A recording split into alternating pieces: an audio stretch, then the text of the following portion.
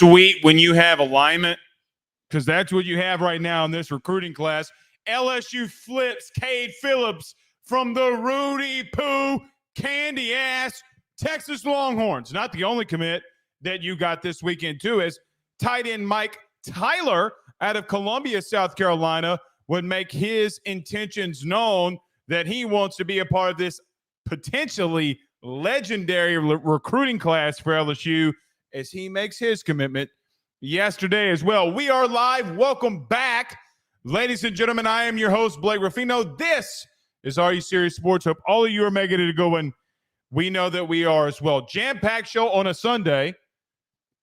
Normally don't go live on Sundays unless it's Ruffino and Joe show, which we will be live on Ruffino and Joe show at 6 p.m. Central Standard Time. So with the Saints game at 7, we're giving you 2 hours of stuff that you can listen to on a Sunday, no less, for the preseason game. Number 2 starts for the Saints. You can follow us wherever you are on social media as well. So we got a lot to get into. So we're out at practice yesterday. We'll break down everything that we saw from there. We only have 2 more from the media.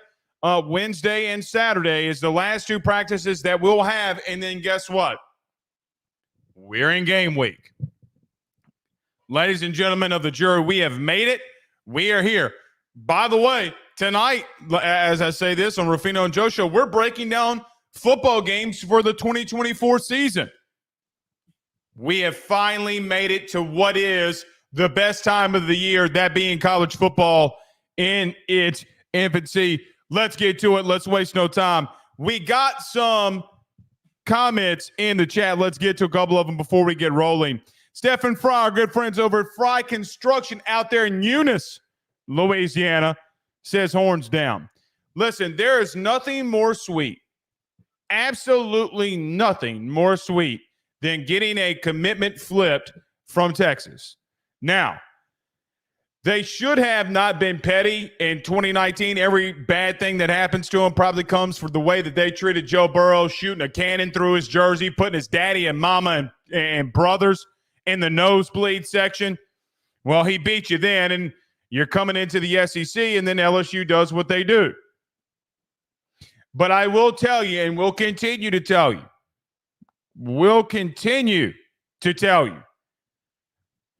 there are things that have happened over the last month that will go unnoticed from the top down, from alignment, from Bayou Traditions and Taft joining BK in a press conference yesterday saying, hey, I really wish collectives would go away, but that's not going to hold up in court. And since it's not going to hold up in court, we're going to get this thing rolling.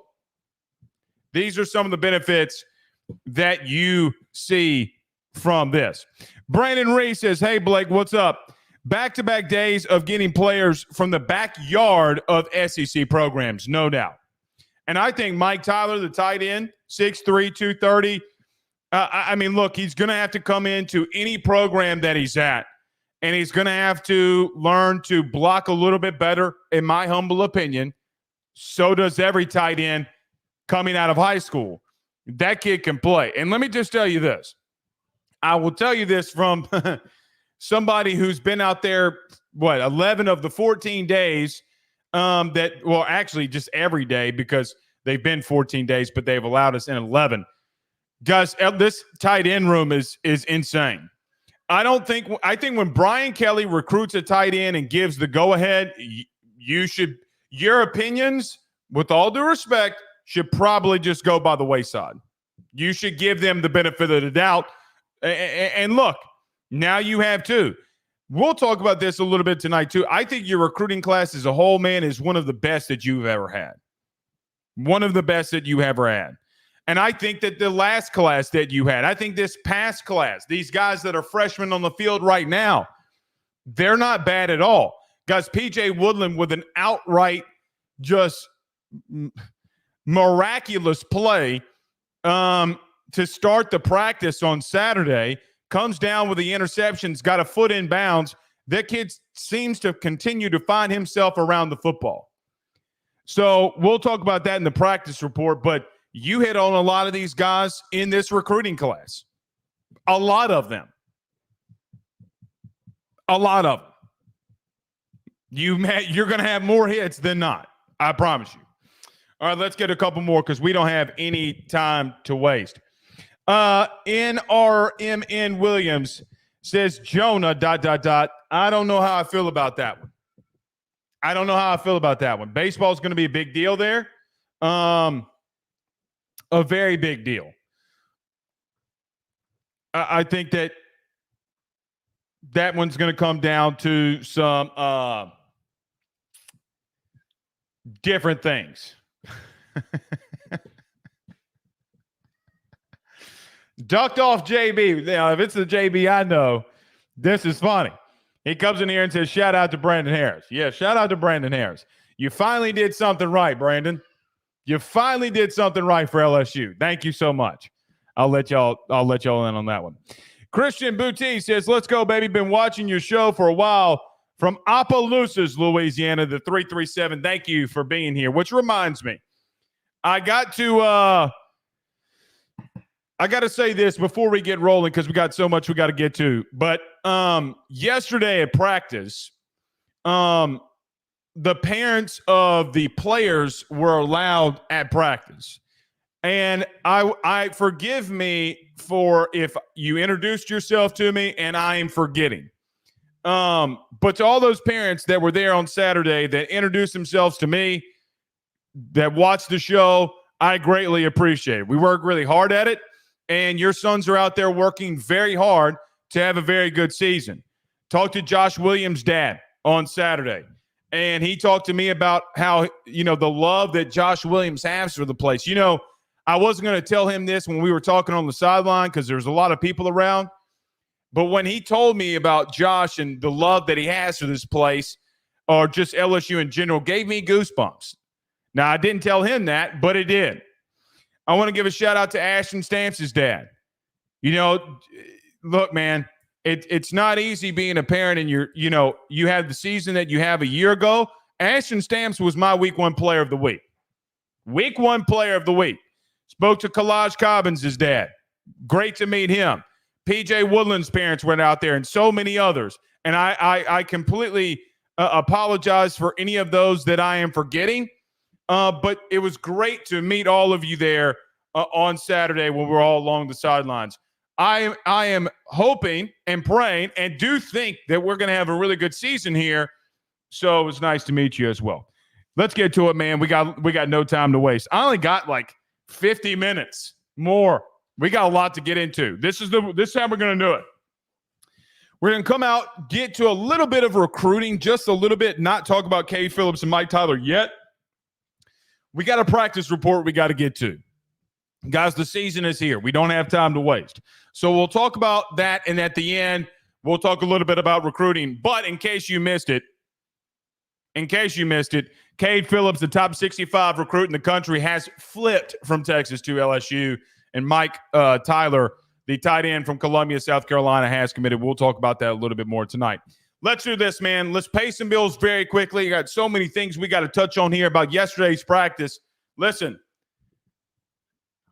I'm going to leave it off here before the break. Have we found a defense? Has LSU found a defense? And if so, what is your ceiling? Because, look, people can disagree with me. You can agree with me. It is what it is. It's going to play itself out.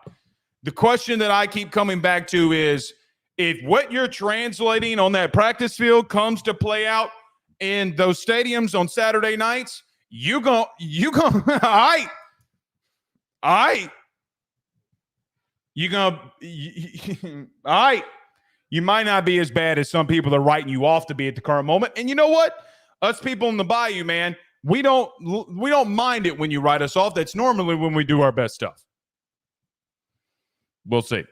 Let's pay some bills. We'll come right back. We'll talk about practice and what happened on Saturday. We'll talk about recruiting. Stay with us. BetOnline is the fastest and easiest way for you to wager on all of your favorite sports, contests, events with the first-to-market odds and lines. Find reviews for all the news for each league, including Major League Baseball, NFL, NBA, NHL, combat sports, college sports, esports, and even golf. BetOnline continues to be the top online resource for all of your sports information for live in-game betting, props, and futures. Head on over to BetOnline today and use your mobile device to join and make your first sports bet. Use our promo code BELIEVE50, that's BELIEVE50, BLEAV 50, to receive your 50% off welcome bonus on your first deposit. That's betonline.ag, betonline.ag. He will sell your house and find you a new. Well, Tyler's the man, he's here for you. If you want to buy or sell, well, it's not too late. Dial 955-0008. Just call 955-0008. Y'all call Tyler, he'll shoot you straight. Louisiana is unique. The food, the festivals, even the bugs. No, not mud bugs. Unwanted bugs like these. The ones you don't want crawling in your home or business. Trust the Shield from J&J Exterminating. We've been protecting Louisiana homes for over 50 years, earning the trust of our clients because we deliver what we promise. Protect your home from pests. Get the Shield from J&J Exterminating. J&J Exterminating. Yeah. We're back. Kind of fitting. Kind of fitting if you think about it. Mainly due to the simple fact that you just flipped a player from Texas, or a recruit from Texas. Absolutely. We'll continue to stand by, and I've told you as much the last 3 weeks. When alignment happens, good things can happen. You don't have time to waste at the current moment when it comes to recruiting. Especially right now, Saban is out. New teams coming in like Texas and Oklahoma, you have no time to waste. You've gone up many battles against Texas. You went up in multiple ones of them last year. Colin Simmons, you were in a battle for that one. You come into today and you don't get Kade Phillips the first go around, but steady persistence and things that happen behind the scenes completely work out. This recruiting class as a whole, from top to bottom, from Bryce Underwood, Harlem Berry, to whatever kid that you like the most in this class, to all of those prospects, you're going to have to start asking yourself the question, if they're not recruiting at an elite level, because, listen, they're not done. I don't think that they're done at DB. Actually, I know that they're not done at DB. They're not done at the interior of their defensive line. Know that they're not done there. They're not done along their offensive line completely. How they're going to finish out on the offensive line remains to be seen for specific reasons. Not because they don't have the depth or they don't have the talent, but for very specific reasons. So there's a very good chance you could get another D lineman that's very highly coveted, multiple offensive linemen that's very highly coveted, and maybe one of the best Louisiana gems that this state has seen, in my humble opinion, in quite some time, after he locked down a kid that's already at LSU right now, last season in high school. You know, time is something that we don't look at a lot of times. And there have been bumps in the road over the last 2 years, especially not even 4 months ago, when you were in spring football and you were trying to replenish your interior defensive line room. I'm assuming that they thought that Mason Smith was coming back. I'm sure they thought that Mekhi Wingo would come back. They didn't, and left the hole in that room. You were able to battle, and you were able to do some really good things to be able to sustain that position at the current moment. You go out and get Texas's defensive line coach. Not only did you get a flip from them today in Kade Phillips, but you literally went out and got one of, let's call it what it is, one of the best interior defensive line coaches in the country. Guys, everywhere he's gone, he's had massive amounts of success. You can't take, regardless of what you think about him right now, you can't take that away from him. Can't take away from how that interior defensive line has developed from the spring until now. So you look at what everything that LSU has done, every piece that they've put together in this process. Can they continue to build off of that? You can't get better than Bryce Underwood. You can't get better than Harlem Berry because, quite honestly, you can't be better than what the best that the country delivers to you. But I look at 2026 as an example. The interior and exterior of that defensive line in this state alone, guys, if you get 3 out of the 4, which I feel like you'll get all 4, but even if you got 3 out of the 4 and the top person in that is Jakeem Stewart, guys, you're going to be one of the more talented teams in the entire country just based off of everything that you have. You add that with the X's and O's and philosophy and schematics and process with the Brian Kelly, the question starts becoming, hey, man, you have the talent. We've saw you do more with less in other places. Now, it seems like in a rebuild, which, guys, this was a rebuild, you're starting to stack. Stack on stack on stack, racks on racks on racks. By the way, because you're one of the best teams in the country at having players not enter the portal. The only reason that players entered the portal in spring football was mainly due to the fact that kids were having to be processed because of an 85 scholarship limit, which, by the way, you're not going to have anymore going into the 2025 season. So I do look at this recruiting class as a whole. It doesn't miss on me what you're doing. You had to be better at DB. Corey is providing you that. There's no doubt about it. None. What Bo is providing you, what Kevin Peoples is providing you in recruiting with 2 top 100 players on the exterior at edge. You can't deny that. Brad Davis has been what Brad Davis is. He just is going to continue to stack elite offensive lines. When you start doing that, when you recruit the way that you're recruiting, guys, you will be playoff teams under Brian Kelly. It could be a bad season. It could be a great season going into 2024. But you can't deny, if you continue to stack classes like they have right now, that they will be really good. Kade Phillips did flip today from Texas. It's a big deal. A top 65 player in the country, 6'1", 185 out of Missouri City, Texas. You need DBs, and you need that room to be replenished because you're going to be losing guys. And that room is very young, but next year you'll have a junior Ashton Stamps. J.K. Johnson will, be in his senior year. You got to continue to replenish that room. And by the way, you're not done on the boundary. You're not. So you'll continue. Mike Tyler, the tight end out of Columbia, South Carolina.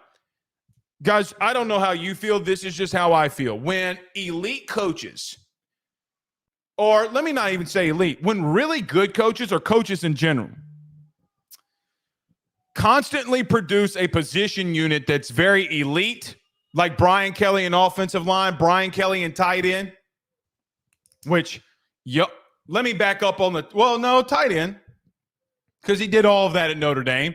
By the way, the best tight end in the league played for Brian Kelly right now in Travis Kelce.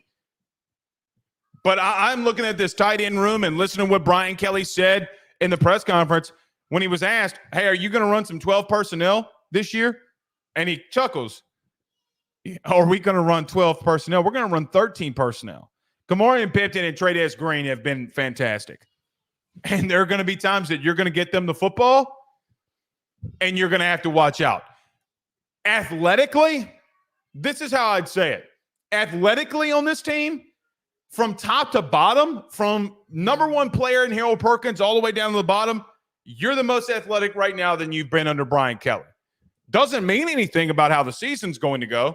Nothing at all. Nothing at all. But what it can do is, hey, if Brian Kelly is as good in the process as he says, which we know that he is because he proved it at Notre Dame, we'll see how they go on.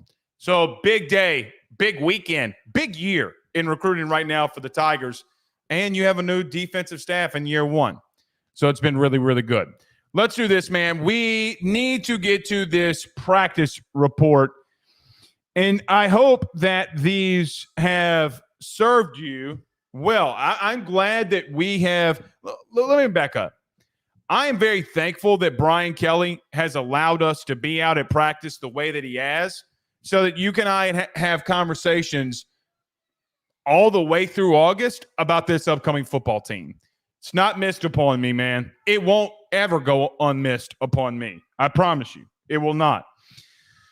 But we are back out at football practice on Saturday, and a lot of really good things happen. Again, I know I said this earlier, but shout out to all the parents that we met out there. I thought that Saturday, after coming off of a 6-day stretch, so LSU football players and team and coaches have been on the Ponderosa for 6 straight days. 6. That's tough, man. You're almost a weekend to being on the field. Season's here. You've been out there for 6. Let me say this. From an on-field perspective, I do not think that any of the players, from a physical standpoint, outside of a couple because of illness, they did not look sluggish to me. Why do I bring this up? And it's the first thing that I wrote down in my practice report after the practice was over. You didn't look sluggish after 6 straight days.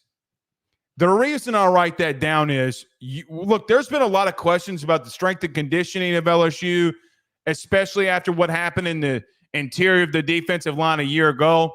Maybe that's scheme, maybe it's not. But you're on day 6, and guys, it's hotter than Satan's ass out there. Trust me, we've been out there with them. It's hot as hell, and they look I think as crisp at times as they did the first day that we were out there in this 6-day run. So I just wanted to mention that because when we talk during the season and guys might look sluggish, got 6 straight days in pads and shells and helmets, it's not easy. They've been out there working their asses off. We go into practice, and the first thing that we got to see was the punt team. And I keep bringing this up because I think it's a big deal. Blake Oschendorf had himself a day on Saturday. That is the new punter from Louisiana Tech that you got from the portal. I know earlier this week that Brian Kelly talked about potentially using 2 punters. I think he might be just using that to make sure that both guys are locked in here, because I don't know if I don't see a world where Blake Oschendorf gets most of the kicks here. Let me tell you why. On Saturday, 3 straight punts from Blake Oschendorf landed inside the 10. 3 inside of the 10. One of them landed at the 10, stopped at the 7. The other one was fielded by Aaron Anderson, and he had one that bounced out right at the 1-yard line, and it was this close from hitting the pylon. The kid he's had some shanks here and there. I can't deny that. But when it comes to being a guy that knows how to just place kicks, he has been elite. When you have somebody like that can flip field position, potentially, he averaged 47.5 yards per punt last year at Louisiana Tech. When you can do that, games start changing in your favor. You know, something that Nick Saban, and I know that, Blake, here he goes about Nick Saban. The thing that Nick Saban does not get enough credit for is the things that he did in the kicking game, specifically at punter. Now, we remember in the very beginning of his tenure at Alabama, like multiple kicks missed against you in 2011, multiple kicks missed in 2014. The last 2, 3, 4 kickers that they've had since then, though, all have either come close to having the all-time scoring record in Alabama football history, or got damn near to it. The glass kid broke it. The reason I bring that up, man, is we forget so much about the like just special teams and what you can do to teams when you put them in crucial situations. It's ironic because at the end of this practice, Garrett Nussmeier had to go 99 yards to win a football game, to win practice against this defense, and was stuffed. So it's not as if that when you put teams at the 7, the 5, the 1 yard line, that things don't start getting a lot better for you defensively and what you can do too. Doesn't miss upon me. After the punt game, we went into team period 1. So this is what I'm going to do from here on out, especially the scrimmage that in Tiger Stadium that's next Saturday. On these practice reports, I'm going to give you here the highlights. On the form, AYSSnetwork.com, we're going to give you play-by-play and detail by detail. But tonight, because we have so much we have to get to, we're going to hit all the big points. So they go into a team period, 11 versus 11. The first thing that was noticed is DJ Chester was absent from practice. Now, Brian Kelly said that he was out for illness. He has no idea how the Weeks brothers practice. He has no idea how Emory Jones and Will Campbell practiced, which remember that in just a minute. But that was very noticeable. Garrett Dellinger with DJ Chester out, your center, was now moved over from left guard to center, a position he played 2 years ago to start off the game or start off the season versus Florida State. But Garrett Dellinger being your second center right now, which is what he is it the thing that I think is the biggest head scratcher for me with DJ Chester being out? Let me tell you why. When you had a person out, when a player goes out, I did expect, and we actually talked about this last week, I expected outside of center that at guard or tackle, whatever position it is, that Tyree Adams was going to be the next guy that runs in there. He's going to be your sixth guy that you swing around. Kid's had an unbelievable camp. Unbelievable camp. He's looked really good. So DJ Chester out, Tyree Adams in, and this is what kind of baffled me a little. I was expecting for Emory Jones to go down to guard and that for Tyree Adams to go to right tackle. They didn't do that for majority part of camp. Emory Jones was still at right tackle and Tyree Adams was at guard. I'm sure that they have a reason for it. I'm sure. I don't know if I understand it. It is easier for you to go from the outside in, meaning it's going to be easier for Tyree Adams to go from tackle to guard than guard to tackle. Happens every time when you have a situation like that. That's just my humble opinion. It's easier to move in than out because when you're outside of tackle, you got to be very athletic. Just surprised that they didn't put Emory in there. And it would have been very fun to see Emory Jones and Will Campbell on the same side of the line of scrimmage together. We'll see if they mix and match if DJ's out again. We'll see what the season brings. I was just puzzled by that when they did that. But it started off, C.J. Daniels goes for 16 yards and the opening play. So you had a couple of runs. You had Josh Williams on a run. You had Caleb Jackson on a run. And on third down, again, Nuss to C.J. Daniels for a first down. I think that C.J. Daniels and Nuss, for whatever reason, and C.J. Daniels talked about this. So last week C.J. did, or maybe it was this week, C.J. Daniels did a sit down with the media after practice. And they said, what has it been? And they asked him, what has it been like with you coming in from Liberty, having a really good season, Biletnikoff watch list, coming to LSU? What did you do since you've been here? How's it going? How do you think your camp's going? He said, me and Garrett Nussmeier spent a lot of time together. Well, that process has certainly worked out on third down. Because in another situation this camp, where I thought these situations would be a lot of Kyron Lacy when Nuts got in trouble. Guys, these last 2 weeks, it's been C.J. Daniels all over again, every single time. So you get a couple of runs, 1 for 4, 1 for 5, and then you get a 16-yard gain by C.J. Daniels. A bootleg to Mason Taylor in the flat goes for 9 yards.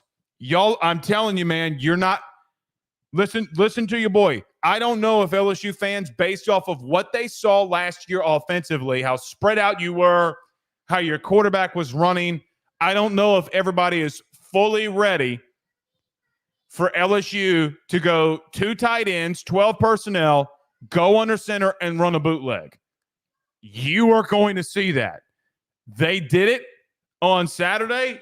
They're going to do it, especially when they get in the red zone. So as different as same as the same things that you're running that you did last year under Mike Denbrock, guys, you got a lot of the same base stuff from Mike Denbrock's offense. The different things that you're doing are more pro style, fitting off of what I believe and I feel is your personnel. Now, Brian Kelly spoke on Saturday and said, listen, here's our core. You want to know what we want to do? And it's something we've all talked about, and he's not wrong. He said, we're going to line up. We're going to run the football. We're going to lean on teams. We're going to take shots to guys like Chris Hilton. And when we start establishing the line of scrimmage, we're going to start tossing that hole around a little bit. Yeah, you are. And I'm still very bullish on how good you can be, the talent that you possess offensively. That's why I'm so cautious about what we're seeing defensively. But some of the things that you are going to do, the personnel that you have, like I don't want to say that you're just so deep in some positions, Pauls, but you are. You have to replace 2 first-round wide receivers on the outside, a Heisman Trophy winning quarterback. But when you have an offensive line that's going to be that good and a running back core that I have a lot of faith in, when you can run the football, you're going to be hard to stop. Brian Kelly brought that up too. He goes, hey, man, we're 3rd and 2, and we can line up and just run it right at you, and you ain't shit you can do to stop it. Yeah, I feel pretty good about where we are. I agree with that. Be prepared. Under center, 12 personnel, bootlegs, Mason Taylor catching a lot of these early down passes in games. Don't be surprised if you start seeing that. See, Caleb Jackson for 5 on the next run, and then this is how things ended. So you got the offense moving the ball down the field, 16 yards, 9 yards, a couple of runs that go for 5. And then all of a sudden, pressure starts getting put on by Blake Baker and this LSU defense. Kylan Jackson, who's on the second-team defense. So this is on the second-team defense. I should have let off with that. In the middle of this. So after the 3rd down conversion, Blake Baker ran a whole new unit out there defensively. Like, hey, we're gonna play a lot of people. Next unit came in. They called something. So Blake Baker was on the intercom, which is why I asked Brian Kelly about Harold Perkins talking with Blake Baker on the headset.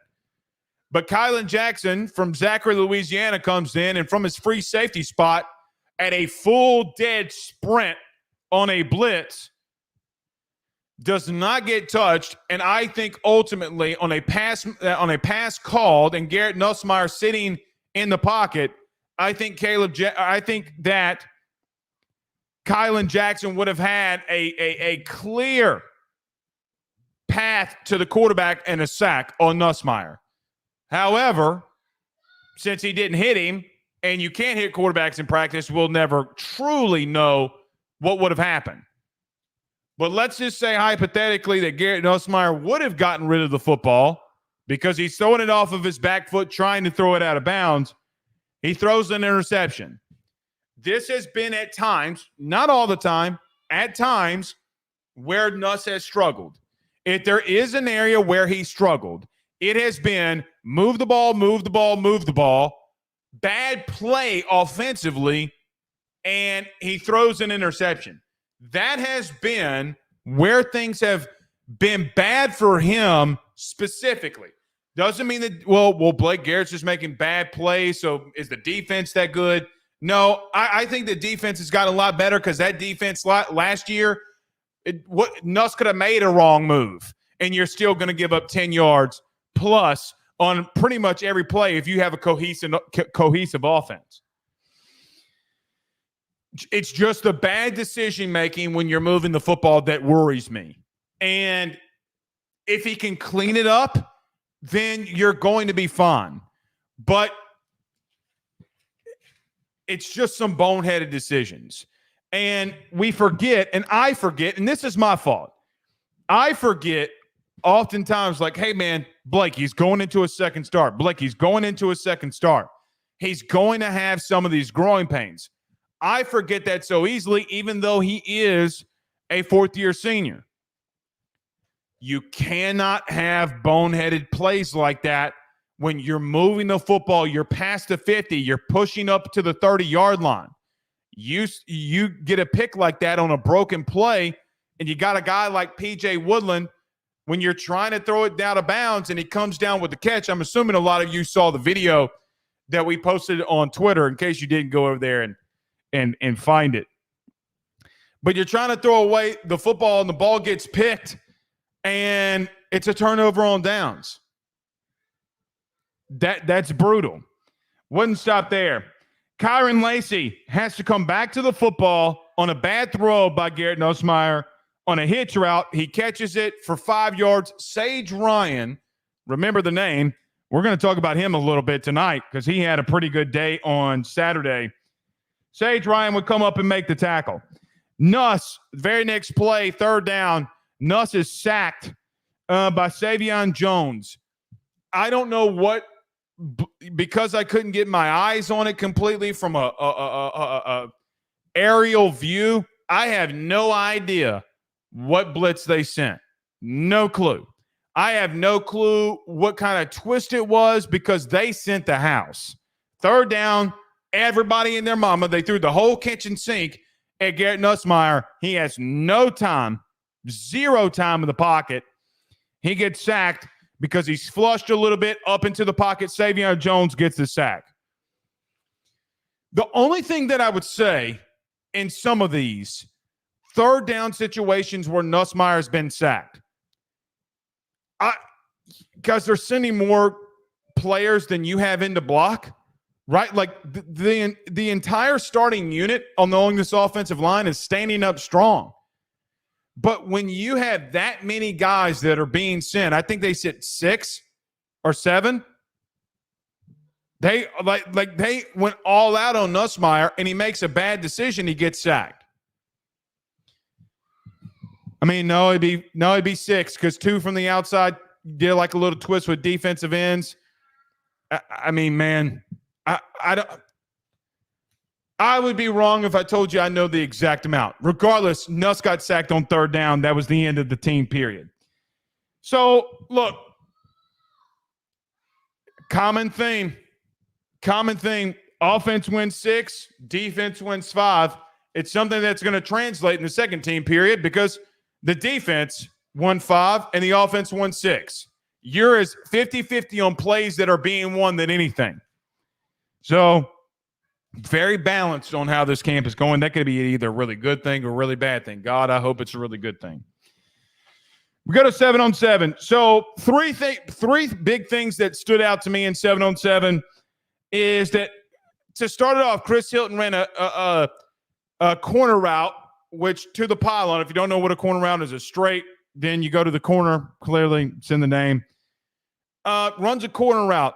Bad call by Blake Baker. You got man-to-man coverage with 5 wide receivers, and Major Burns is covering an inside slot. Chris Hilton. I mean, guys, listen, that's a mismatch. You could say, oh, there goes Major Burns again. I don't give 2 shits. You can't have Major Burns, a safety, on the fastest wide receiver on the field. Arguably, if not the fastest player on your team. You can't have that happen. So, 25-yard corner Chris Hilton beats Major Burns. Anderson in the flat. Sage Ryan gets a tackle. Man, I tell you what, a lot has been made of Sage Ryan and his history at LSU. What I do know is that he's had moments in this camp, man, very good moments. I wonder if being in a full-time position at the boundary, doing what he's been doing, does that help him? The dude is athletic as hell. The kid can play if you just put him on an island, athlete for athlete. Man, he's been solid this entire camp. You have a speedy wide receiver. He's coming from 10 yards out. He reads the play on Aaron Anderson. He comes up from the corner spot and makes a tackle for 1 yard. He just, for me on Saturday, continued to stand out. Continue to make plays. You know, and this is another, we talked about this on Thursday. You know why it stands out, Sage Ryan stands out to me? Is because last year, man, you were not coming up from the DB, from any of these DBs. None of these corners, when a play on the outside, like if you throw a ball in the flat, we wouldn't see these DBs flying up trying to make a tackle. We were so passive in what we were doing. Didn't happen for Sage Ryan on Saturday. You know, the last scrimmage 2 weeks ago, a week ago, actually, that we were at. So not yesterday, but the week ago, you let off a 11-on-11 period in your scrimmage where Sage Ryan has a PBU on Garrett Nussmeier, man-to-man coverage with Kyron Lacy on a fade route. He would come back later in the scrimmage and he would make a critical tackle on third down. I just really hope for a guy that's been here a long time. Because, guys, Sage Ryan could have left a long time ago. Guys, he's been here through a lot of our shit. Love him, hate him, think he can play, think he can't play. That's for you to decide. I want you to decide that and make your own opinion. Here's what I know. He's made plays this camp, and it hasn't gone unnoticed to me. So Sage Ryan with a big tackle. Kyron Lacy has been in the slot a lot, something that I've mentioned to talk about. They like his size, pause, in the slot, and they've been utilizing him a lot. I think they've put him there too because he's a really good blocker. Really good. People laugh at me when I say this. They laugh at me when I say that Kyron Lacy comes in and blocks really well. Guys, when you have guys that will block on the edge and speed like you're going to get from Caleb Jackson, want to know why Caleb Jackson has been able to get to some of these outside runs this camp and turn it up and get it? It's because Kyron Lacy's in the slot cracking down on dudes. And it hasn't looked pretty at times for guys like Major Burns, who has been fighting with Kyron Lacy all camp long, and they've been getting after it. Kyron in the slot catches a slant for 15. Boomer bust, man, because I think the kid can play. And I think he's continuously showing some of the skills that he has. Got to make sure you catch the football. For what it's worth, this might happen week one. Listen to your boy. This might happen week one. I'm not saying it won't. There's a strong possibility it may happen. I have not seen Kyron Lacy in a situation where he's dropping passes. I haven't.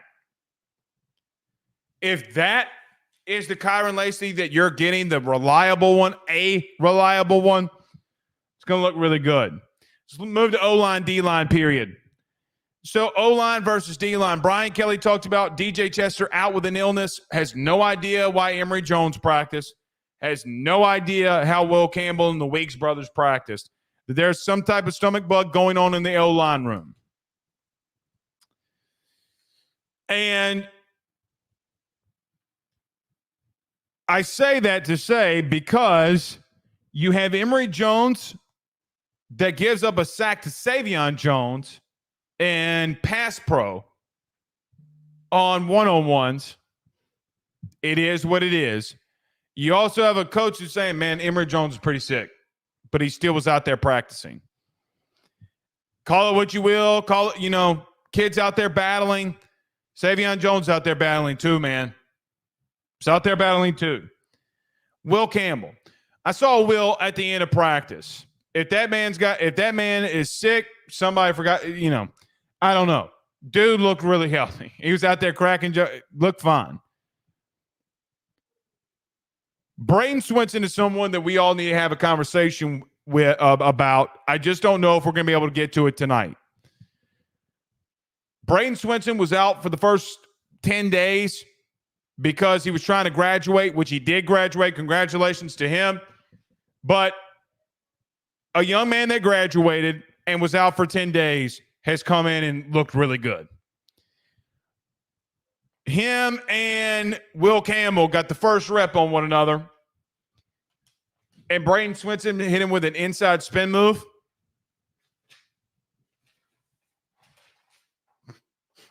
It was sick, man. It was nice. It was really nice. Brian Kelly has brought up Kevin Peoples. He was asked on Wednesday, why do you think that your edge rushers are doing as good as they're doing? I mean, they've been putting pressure on all camp. And look, it's not necessarily that they're beating Will and Emory, but some of the creative stuff that Blake Baker has done has freed them up just from a schematical standpoint. And before, I think it was Luke Hubbard who asked a question, before the question could be even done with, he goes, Kevin Peoples.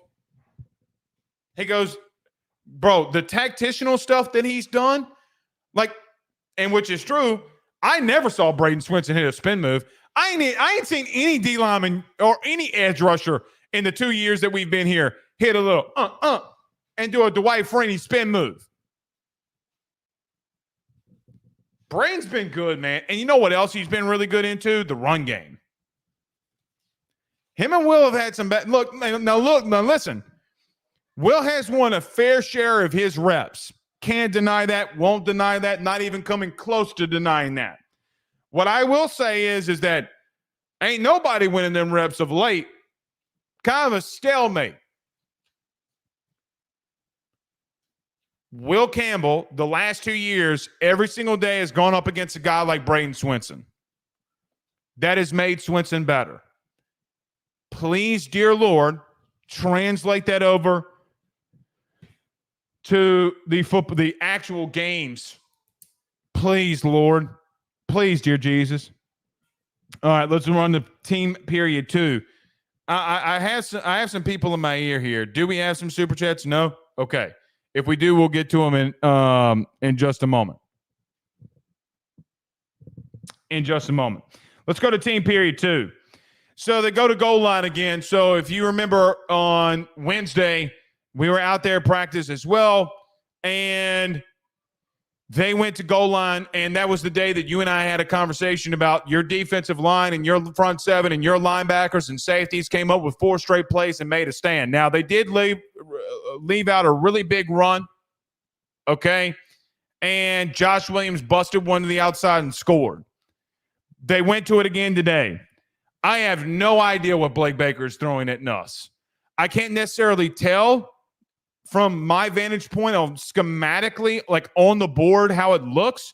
This is what I can tell you. The exotic shit that they've ran this camp has been unbelievable. And you know what? Everybody's been where they needed to be at the exact time.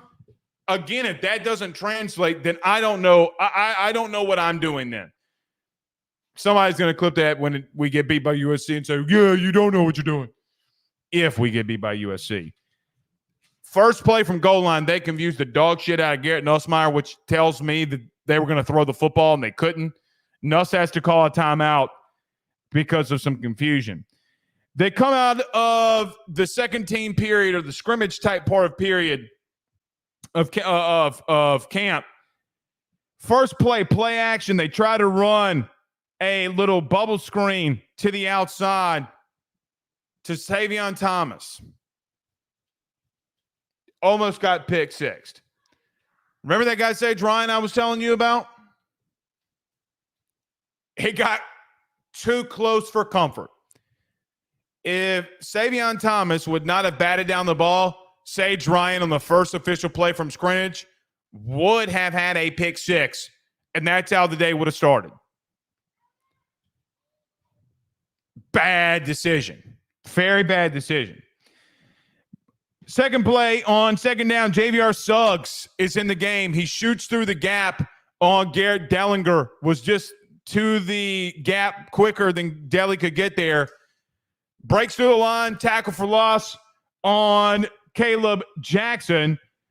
And then on fourth down, they'd hit a play action to Kamari and Pimpton in the back of the end zone.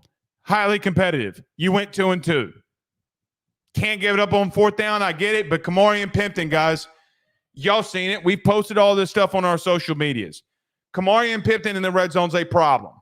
He's been a problem for every single player this camp. He's been a problem for every single person that's gone up against him in the red zone. It's been in individual drills. It's been on 7-on-7. It's been in team periods. They have found ways to get him the football, and it has been undeniable. Throw 88 the football in the red zone, see what happens. God forbid you leave him one-on-one, by the way. To USC, Ole Miss, Alabama, Oklahoma. Leave him one. Hey, the kid can't catch the football. Leave him one-on-one. Kid can't catch a cold, buck-ass nude in a snowstorm in Antarctica. Leave him one-on-one. LSU fans, don't tell anybody. He's going to moss someone. It's just what's going to happen. All right. Caleb Jackson gets a carry out the middle, touchdown, pop pass to Zay Thomas, and Emory run, no gain. Jackson run, no gain. Emory in the flat, touchdown. Offense wins 6. Defense wins 5 in the red zone. They come back out on a 99-yard drive, so Nuss has to complete a 99-yard drive. He's in his own goal line. He goes 3 and out, and you have to punt. 2 runs, 1 bad throw to Kyron Lacey. By the way, Ashton Stamps on the PBU on that one. 1st and 10 from the 1-yard line. On your own yard line, got to punt it away. Ricky Collins would lead the team down for a score and the only touchdown in the team 1-on-1 period, or team 11-on-11 period. So outside of the goal line, I mean. Nuss had a couple of really good throws, a couple of really bad throws in the goal line. Is what it is, man. Is what it is. All right. I got to get to Ruffino and Joe show. I went a little over, but it was a lot to talk about. Lot to talk about. Bernard Richards says, so will other teams try to confuse Nuss like Blake is? I'm sure they will. It's going to happen week 1. Corey says, I hope I'm dead wrong. Imagine having Meadows and French being committed, not signed yet, and Hankton announced he took another job. Y'all are probably just having a conversation inside the chat. Rob says, if you're sick playing in this heat, you will be sluggish. No doubt. I just don't want to take anything away from Savion Jones, and I don't want to take anything away from Braden Swinson. If you're out there, you're out there, man. If you're out there, you're out there. Jackie says, if we are depending on Sage, we are in trouble. Jackie, I mean, you are. I don't. Look, man, so let me ask y'all this question. This last thing we'll get to. When a kid makes a play, multiple plays in crucial situations, if you saw it with your own eyes the way that I did, what would you do? I mean, I don't know what you would do.